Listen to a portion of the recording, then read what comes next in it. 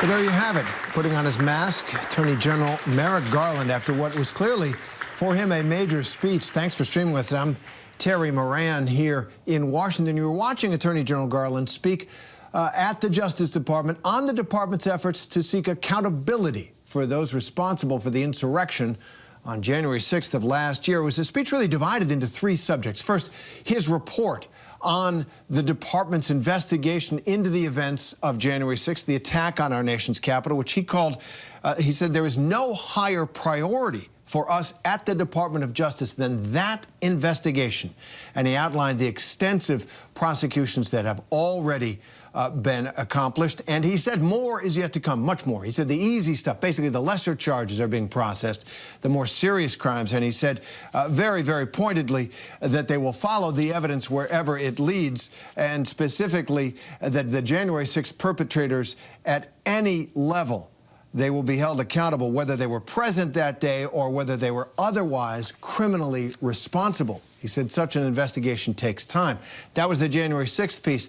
And then he went on to say, beyond that, the culture of threats of violence, of bullying, of the kind of interference with the ordinary business of flight attendants, he mentioned, and people who count the votes for us in our precincts and in our elections, state, local, and federal judges, members of Congress, all coming under the threat of what can only be called, if it were happening in other countries, fascistic violence. The fist will determine how you count the votes, not the law, or how you discharge your responsibilities on an airplane or in Congress. And almost in plaintive tones, the Attorney General said, please, it's up to us all as Americans. The Department of Justice can't fix this problem alone. And then at the end, he talked about how the most important right at the bottom of all this is the right to vote. He said it had been gutted by the Supreme Court's decision, which overturned a section of the Voting Rights Act. He pleaded with Congress to restore the Department of Justice's power in that regard. But at the end of the day, he said again on that issue, we're all entitled to a free, fair, and secure vote, making sure that we can all get the representatives of our choice, and it's only us, the American people, who can guarantee it. So a sweeping statement there across various fields, and joining us now with more, we're bringing in Sarah Isgur. She's an ABC News political contributor. She was a former official during the Trump administration at the Department of Justice. ABC News political director Rick Klein, and ABC News Chief Justice correspondent Pierre Thomas. And let me begin with Pierre. This is your beat. This is the guy you cover and have known for a long, long time. It was a big speech delivered in his rather quiet way. What did you make of it, Pierre? Well, Terry, I think it clearly was a major address for the Attorney General. He has come under some criticism from those who want this investigation to be more aggressive, to do more, from those from the other side who say they're doing too much. And he basically laid down a marker. He's going to do it his way. And his way is to follow the facts and the law wherever they lead. The biggest thing I took from this address is that this investigation is far, far from over. And if you look at just the basic mechanics of what they're doing, he laid out how some of the lesser charges have been made. But there's some fundamental things, Terry. For example, let's just look at the issue of people being attacked, law enforcement being attacked by the rioters. They've arrested roughly 225 people in connection with attacking law enforcement officials.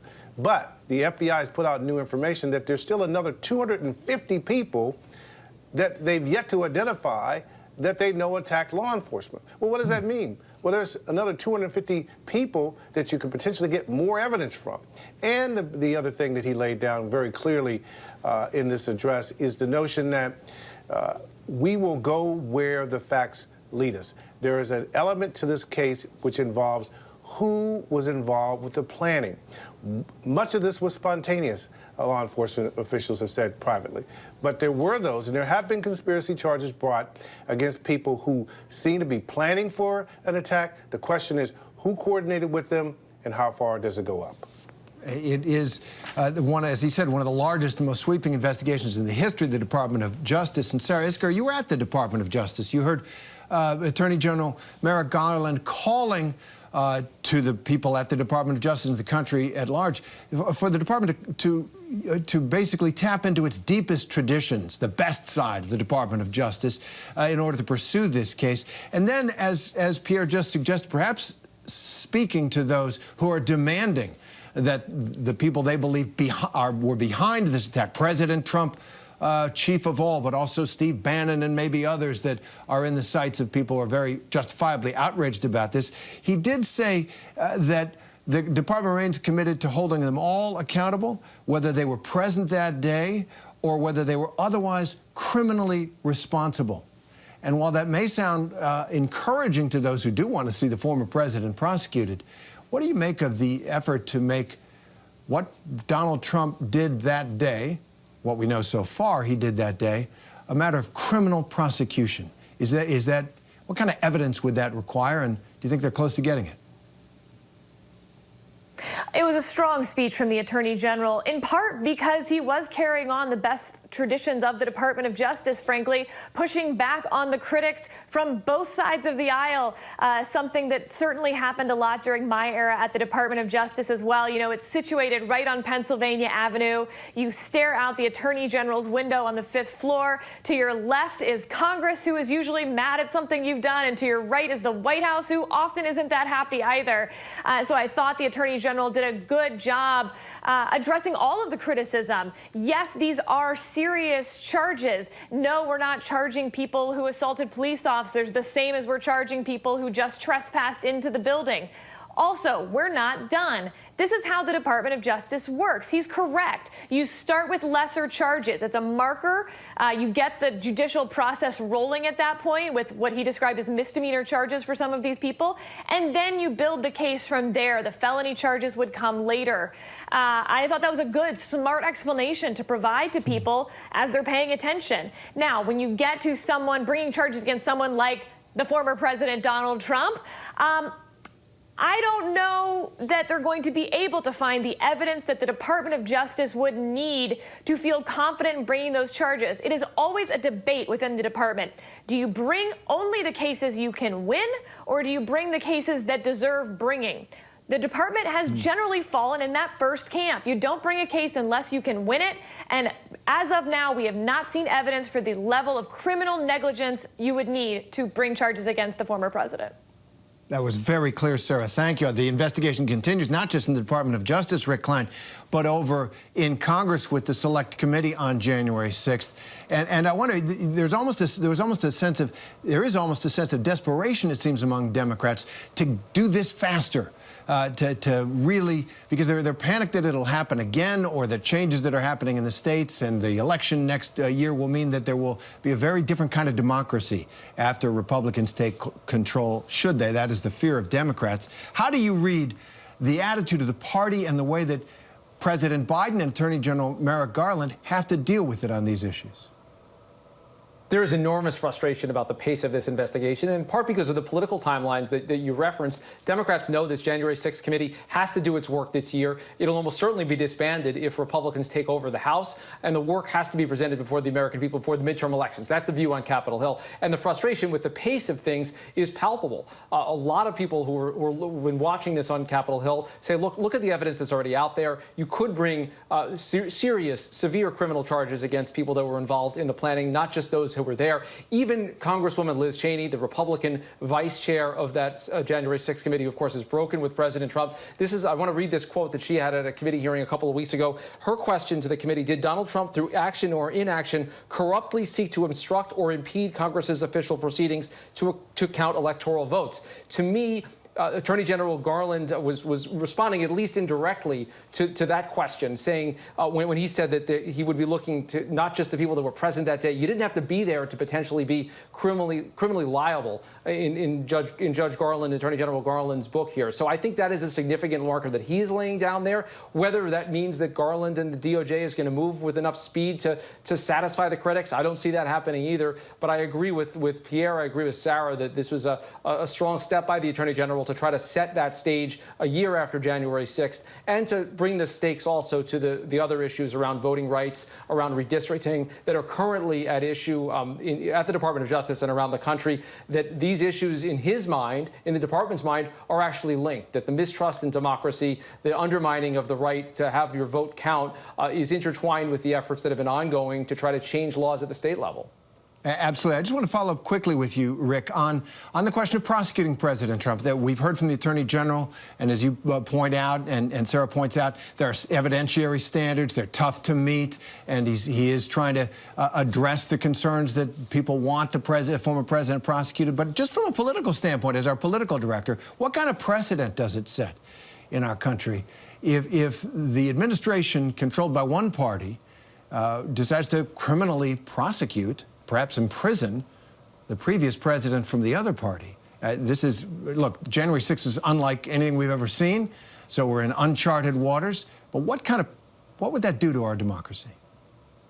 Yeah, and that exactly is a raging debate inside the Democratic Party as to whether it's a smart idea or not. And Republicans have been warning, look, what's good for you is going to come around and get you if and when Republicans take the White House back. And in fact, just yesterday, we heard Senator Ted Cruz talking about impeachment proceedings against President Biden if Republicans take control of the House and or the Senate. So I think this is going to be a very relevant issue for Attorney General Garland to deal with. As you said, they are unprecedented issues, but it's never been done before that a former president has faced criminal prosecution out of office. We remember the pardon that Gerald Ford issued of former President Nixon that ended the Watergate chapter quite controversially at the time, although it has to be noted he was ultimately awarded he was awarded by the Kennedy Foundation a medal recognizing the fact that he was doing something that went against his party. That I feel like is where we're headed now. That's ultimately the question that Biden himself is going to have to, at some level, litigate, even though he won't have a say in what Garland does. I feel like the Biden administration up and down is going to have to grapple with this fundamental question about how far you go into the past and whether you decide to break with that American precedent and decide to prosecute a former president. Yeah, those old guardrails have already come down. President Trump used to lead his rallies in the chant of "lock her up" of his previous opponent, and suggested on more than one occasion that the previous president before him, Barack Obama, should be prosecuted as well. Pierre, let's focus now on January 6th and what happened there. You had a chance to speak with U.S. Capitol Police Chief Tom Manger, who said they'd be better prepared this year. Do you think that's the case? What's the threat environment? And do you think the wounds that department suffered have healed?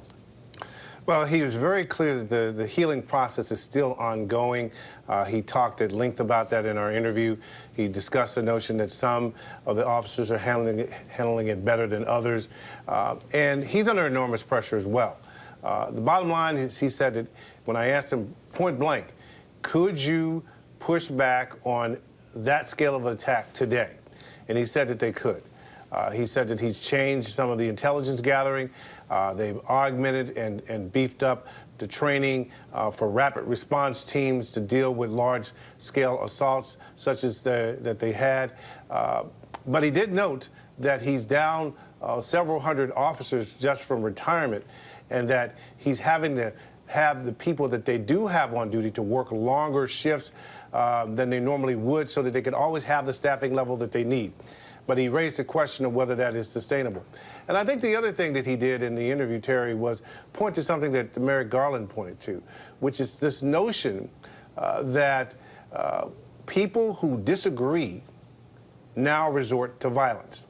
And I can tell you that that notion has changed the threat environment that the country is facing right now. The FBI, Department of Homeland Security, I can tell you for a fact, looks at the prospect of potential violence in a way that's somewhat different than they did this time last year, meaning they literally saw thousands of people surround the Capitol. More than 2,000, we now know, not 800 as they previously thought was the case, 2,000 people entered that building. And what that tells them is that there's a sentiment out there of people that are willing to, in some cases, go to arms and to fight their government and police officers. And that is of great, great concern. And I should add, there's also a great concern about the person or persons who planted those pipe bombs, two of which an FBI, the person leading the investigation, told me just yesterday, planted a bomb, two bombs that were potentially lethal. Pierre, thank you. And let me go back to Sarah Isgur on the broader questions of democracy that the Attorney General's speech raised. We've seen moves by Republicans across the country at the state level to take firmer partisan political control of the machinery of democracy, stripping powers from local election officials and resting them in partisan political legislatures, for example, and other things like that. Some people are calling that a slow-motion insurrection. Very concerned about what that will mean for the security of the vote going forward. Are you concerned? How do you think that's going to play out in the coming months and years?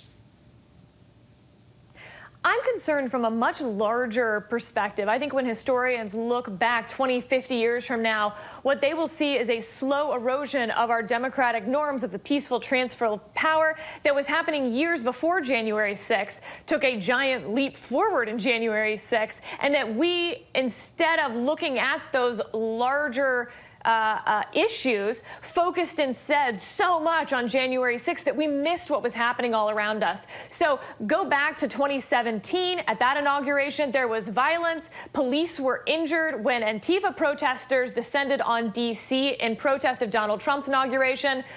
Lots of destruction charges were brought. And then you fast forward, obviously, to the 2020 election. Republicans felt like the changes that Democrats made to the voting rules because of the pandemic were an effort to undermine the election. Democrats now believe that what Republicans are doing to wrestle some of those abilities away from local election officials is Republicans trying to steal the election. Set aside which side is right here, which side has the better argument. When both partisans believe that the other is trying to steal an election, we have a recipe for a disaster upcoming in 22, in 24, if we don't get to some of those root issues. And those root issues, yes, they do go across parties, but there's no question that right now it is Republicans on the march, really to change the election laws in ways that do advantage them in those states. They'll say that is in response to Democrats, and we're going to have that fight, it looks like, for a few months. Sarah Isgur, Rick Klein, Pierre Thomas, thanks very much for being with us. Hi, everyone. George Stephanopoulos here. Thanks for checking out the ABC News YouTube channel. If you'd like to get more videos, show highlights, and watch live event coverage, click on the right over here to subscribe to our channel. And don't forget to download the ABC News app for breaking news alerts. Thanks for watching.